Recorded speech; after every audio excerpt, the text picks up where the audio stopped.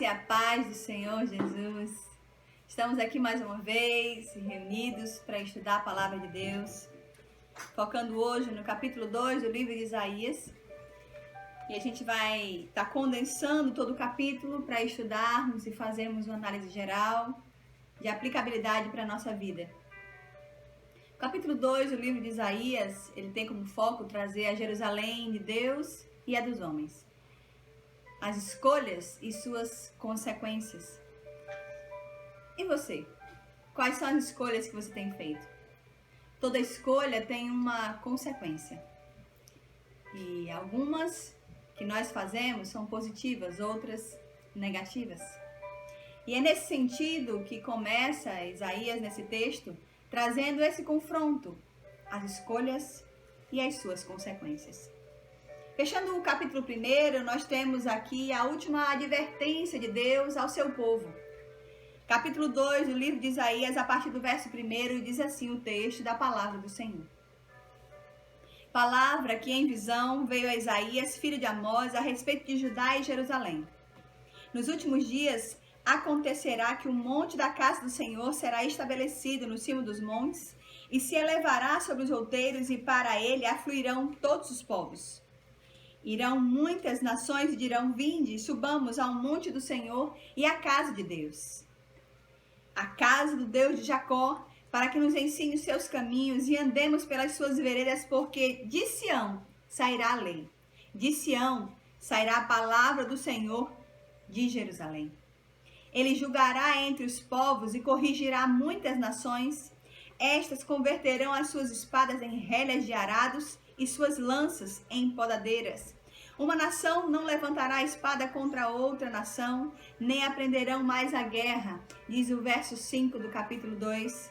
Vinde, ó casa de Jacó, andemos na luz do Senhor.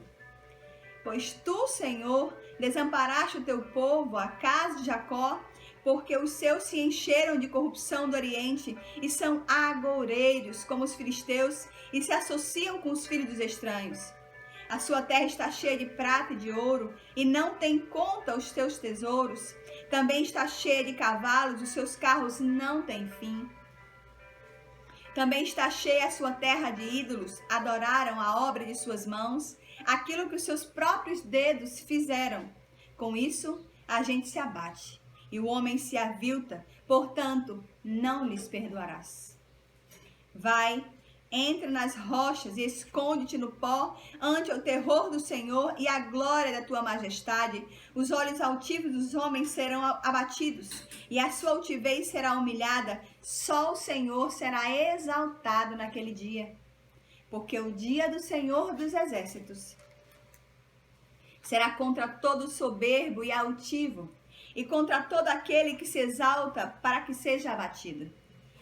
Contra todos os cedros do Líbano, altos, muito elevados, e contra todos os carvalhos de Baçã, contra todos os montes altos e contra todos os outeiros elevados, contra toda a torre alta e contra toda a muralha firme, contra todos os navios de Tarsis e contra tudo o que é belo à vista. Verso 17 do capítulo 2. A arrogância do homem será abatida e a sua altivez será humilhada. Só o Senhor será exaltado naquele dia. Os ídolos serão de todo destruídos. Então os homens se meterão nas cavernas das rochas e nos buracos da terra ante o terror do Senhor e a glória da sua majestade. Quando ele se levantar para espantar a terra, naquele dia os homens lançarão as toupeiras e aos morcegos aos seus ídolos de prata e aos seus ídolos de ouro, que fizeram para ante eles se prostrarem. E meter-se-ão pelas fendas das rochas e pelas cavernas das penhas, ante o terror do Senhor e a glória da sua majestade. Quando ele se levantar para espantar a terra, afastai-vos, pois, do Senhor, cujo fôlego está no seu nariz, pois em que é ele estimado. Amém? Vamos orar? Pai, nós nos colocamos em teu altar, que teu Espírito possa ministrar os nossos corações.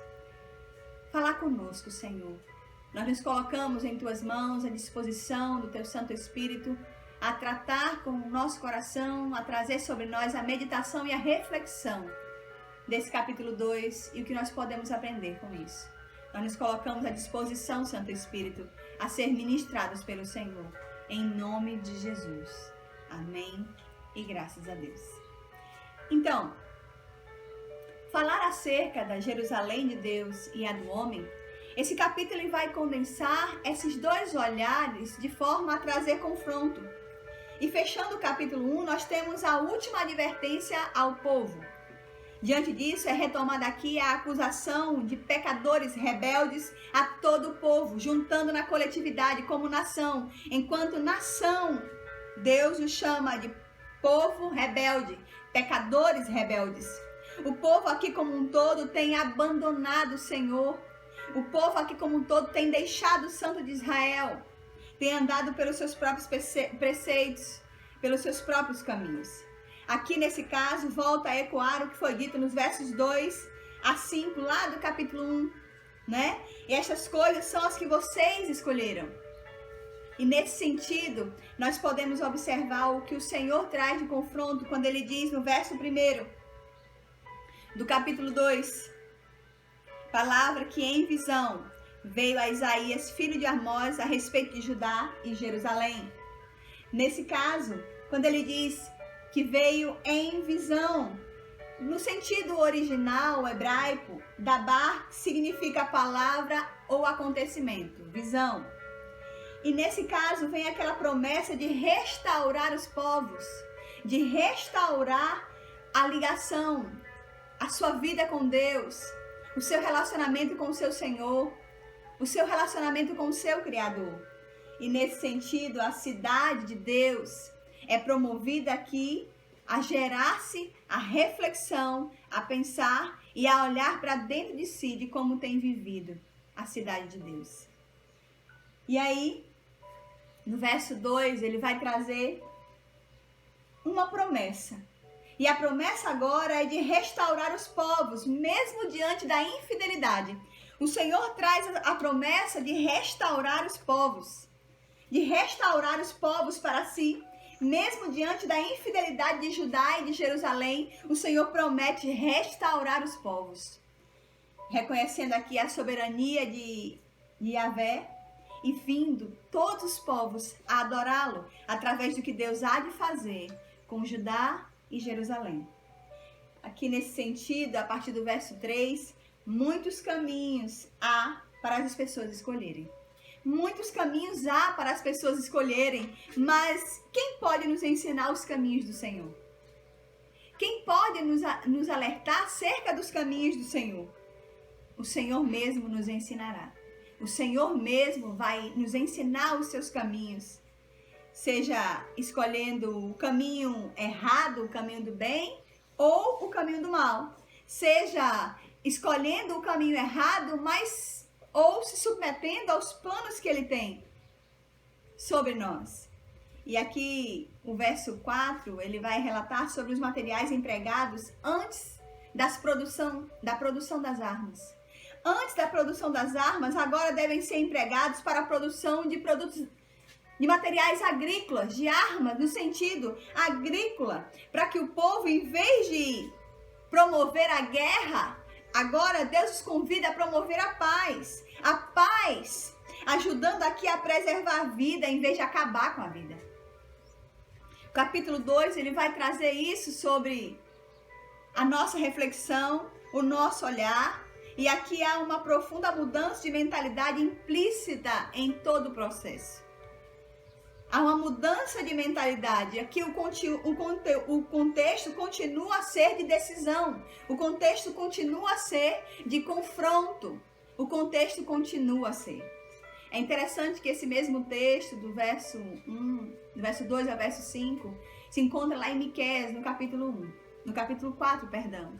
Esse mesmo texto se encontra lá, bem parecido, né, do capítulo 4, do verso 1 ao verso 5, trazendo essa discussão, essa ideia com esse olhar de confronto, de escolha. Decida pelo Senhor. Escolha o que o seu Deus está convidando. O profeta aqui, ele parece claro no seu diálogo. Um dia Jerusalém será procurada por todos os povos. Jerusalém será procurada por todos os povos que vão reconhecer que os seus deuses nada são diante do Deus de Israel. Se isso será assim, Deus está dizendo, se isso será assim, é Deus que está falando. Vocês que são o povo de Deus estão agora o abandonando? Se todos os povos virão e procurarão Jerusalém para reconhecer através de Jerusalém o Deus de Israel, o Santo Deus, se todos os povos virão, o Senhor diz, se vai ser assim, por que vocês estão me abandonando? Por que vocês estão esquecendo daquilo que eu os convoquei para fazer, a missão de vocês, o alvo de vocês? A única decisão aqui sensata é ande na luz do Senhor. É o que diz o verso 5. Vinde, ó casa de Jacó, e andemos na luz do Senhor. O Senhor convida, através da boca do profeta, vinde, ó casa de Jacó, e andemos na luz do Senhor. Aleluia. E diante desse convite, agora vai ser nos revelado a cidade de Mamon. Do verso 1 ao verso 5, nós somos confrontados acerca da cidade, mas a cidade de Deus. Do verso 6, a partir do verso 6 até o verso 9, ele aqui agora vai nos confrontar acerca da cidade de Mamon e como essa cidade ela é construída e os habitantes que habitam nela, os valores que está impregnado nela. A cidade de Mamon, a partir do verso 6, que ele vai dizer, pois tu, Senhor, desamparaste o teu povo, a casa de Jacó, porque os seus se encheram da corrupção do Oriente e são agoureiros como os filisteus e se associam com os filhos dos estranhos. O profeta aqui agora, ele entra em confronto com Deus, inicia-se agora aqui um novo bloco que é o diálogo agora do profeta com Deus. O contexto anterior que diz que Sião será exaltada acima dos povos. Mas agora vem aqui o Senhor e o Senhor se apresenta, ele será exaltado sobre todas as pessoas, sobre todas as nações. Sião será exaltada acima de todos os povos, mas ele, o Senhor dos exércitos, será exaltado sobre todas as pessoas. O profeta aqui, ele se queixa agora, nesse verso 6, de Deus ter abandonado o seu povo. De Deus ter agora o povo que ele disse que escolheu, abandonou o Senhor. E o profeta agora acusa e se queixa de Deus ter abandonado o seu povo. Casa de Jacó, nesse sentido do verso 6, aqui provavelmente tem em vista a unidade maior constituída dos dois, Judá e Efraim. As duas, neste período, eles estavam separados e eram inimigos entre si. É com esse olhar que o profeta diz, pois tu, Senhor, desamparastes o teu povo, a casa de Jacó. Tu desamparastes o teu povo.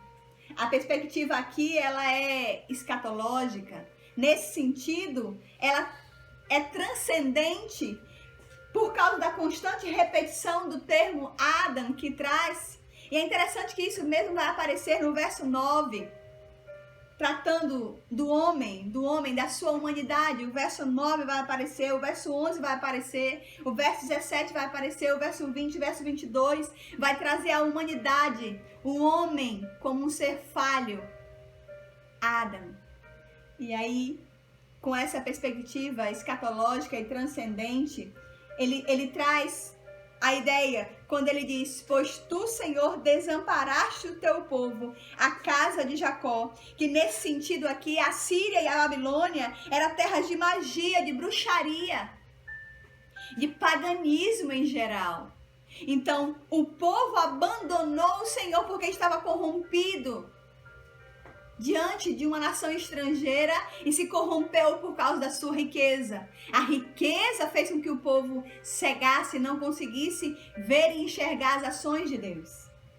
Aqui, nesse verso 6, a gente pode ver a prática da adivinhação, que nesse caso era proibida por lei em Deuteronômio, capítulo 18, Êxodo 22, Levítico 19, a prática da adivinhação era proibida. Então a associação com o povo pagão era pecado. E aí ele continua a sua discussão a partir do verso 7 e o verso 8, que há bastante riqueza.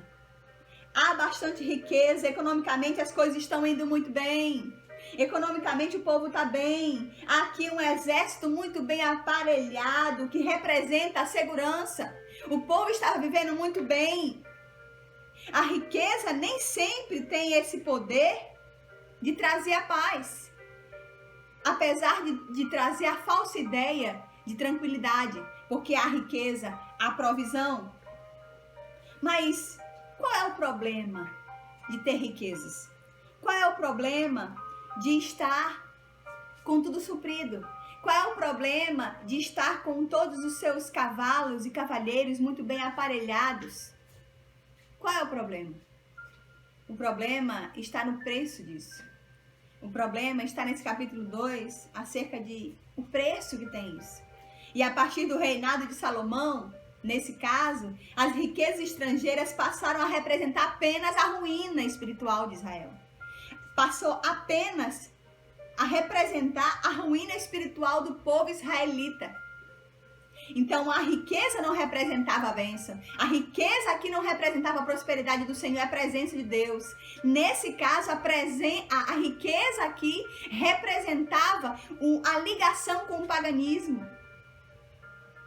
Sendo envolvidos pelas nações estrangeiras que viviam em pecado, promovendo no meio do seu povo o paganismo, a adivinhação, a bruxaria, as magias.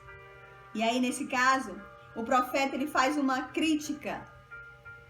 Essa crítica, ele faz uma crítica aguda à idolatria do seu povo, a idolatria deles. Ele faz uma crítica aguda ao poderio comercial, que o poderio comercial se tornou um ídolo. E aí esse ídolo, quando isso acontece, a própria humanidade ela é rebaixada e ela é humilhada.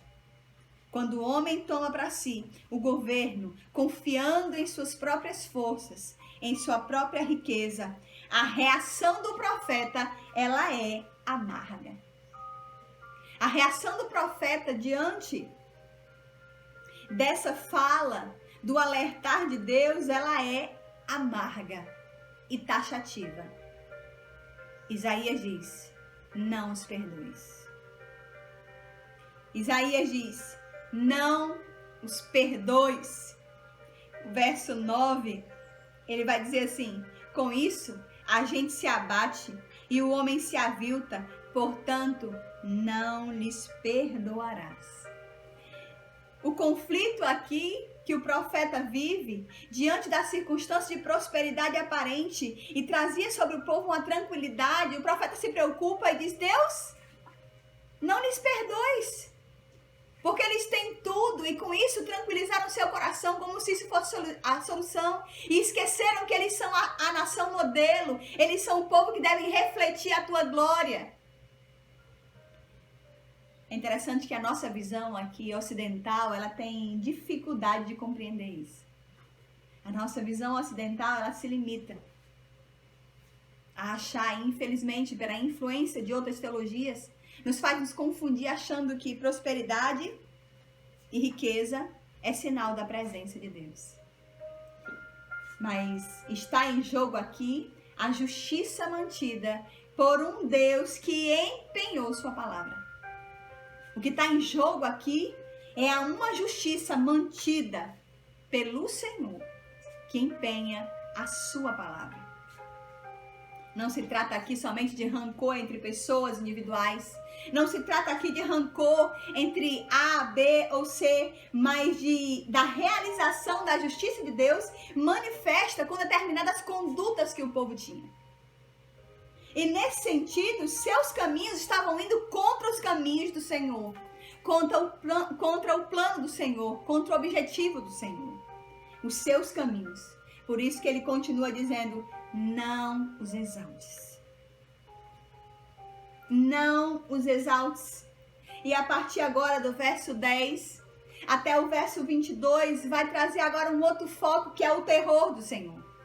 Como isso se dará? Ele manifestará a sua glória e para isso é necessário manifestar o seu poder de tal forma para que as pessoas enxerguem que o dia do Senhor, a vinda do Senhor está próxima. E a partir do verso 10, ele vai trazer uma imagem de fundo, que é o Senhor agora vindo em toda a sua glória para julgar a humanidade. Vindo em toda a sua glória para que o mundo os conheça quem ele é, Deus de justiça, um Deus santo, um Deus cheio de poder, um Deus glorioso. Nesta hora, aqueles que abandonaram o Senhor irão querer se esconder da sua face. Aqueles que abandonaram o Senhor irão esconder-se da presença de Deus. Como se conseguisse se esconder da presença de Deus. Ninguém consegue se esconder, se ocultar da presença de Deus. Em todos os lugares, Ele está.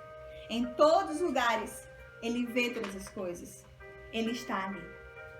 Então, o julgamento de Deus colocará agora todas as coisas em seu devido lugar. O julgamento de Deus colocará agora todas as coisas no seu devido lugar. E a convocação do Senhor, a partir do verso 18 até o verso 22, é: parem de confiar no homem. Parem de confiar no homem. A segurança que vocês têm não depende de vocês mesmos. Nesse sentido, que ele esclarece a partir do verso 6, é abatido o orgulho dos homens. Se é abatido o orgulho dos homens, então de que vale o homem? A segurança que vocês têm dependem dele? Se ele é fraco, se ele não tem poder diante da majestade, da presença de Deus, quem é esse homem? Que poder ele tem? O que vale esse homem? A Jerusalém de Deus e a Jerusalém do homem tem duas diferenças muito grandes. O convite do Senhor, nesse capítulo 2, é para que os homens olhem para que Judá, sendo o reino do sul, juntamente com Jerusalém, convoque, retorne em seus caminhos e se arrependa. A convocação do Senhor é: abandonem, escolham, decidam pelos caminhos eternos. Decida por confiar no Senhor. Não confie na sua própria força, não confie na sua própria riqueza. O Senhor os convida a se arrepender, porque a prosperidade financeira nem sempre é sinal da bênção de Deus. A nação estrangeira estava levando Judá e Jerusalém para distante do Senhor. E o Senhor os convida a aproximar-se de novo, a se arrepender, para mudar a sua história. Aleluia. Então o convite do Senhor é: qual Jerusalém nós decidimos ficar? A Jerusalém de Deus ou a Jerusalém dos homens? A Jerusalém de Deus tem perspectivas maiores. Olhar na sua soberania, na sua grandeza. Olhar para Ele como autor e consumador da nossa fé. A Jerusalém dos homens confia na sua própria força, na sua riqueza, no dinheiro que sai do seu bolso, nas determinações advindas da sua própria sabedoria humana. A Jerusalém de Deus nos convida a olhar para o alto. A Jerusalém de Deus nos convida a olhar para a soberania do Senhor, que Ele tem o controle de todas as coisas. E Ele controla a minha e a sua vida. Vamos orar? Pai, obrigado, Deus, por tratar conosco acerca da Tua palavra, ministrando sobre nós, Senhor, com esse capítulo 2, que nos traz um confronto tão necessário, Deus, que é olhar para Jerusalém de Deus, a proposta que o Senhor nos convida. Decidam, escolham pelos caminhos eternos, e esses caminhos nos conduzirão a uma vida plena de paz e tranquilidade. Obrigada, Senhor, pela tua presença. Que o Senhor possa visitar essa casa, essa família, essa pessoa que nessa hora ora comigo, Senhor. Visita essa casa, visita esse lar. Visita, ó Pai, essa pessoa que está nesse momento me ouvindo. Que o Senhor possa tocar em seu coração, ministrando a cura de dentro para fora, gerando arrependimento, conserto de caminhos, retomada de posição, conversão genuína, mudança de direção em nome de Jesus, Pai. Que o Senhor possa tocar nas vidas de tal forma que haja transformação de dentro para fora. Prática de vida para a glória do teu nome. Assim nós choramos em nome de Jesus. Amém. E graças a Deus. Deus te abençoe. Que essa palavra possa penetrar no seu coração. Falar com você. E daremos continuidade aos próximos capítulos do livro de Isaías, que é um desafio tão necessário para os tempos de hoje. Deus te abençoe.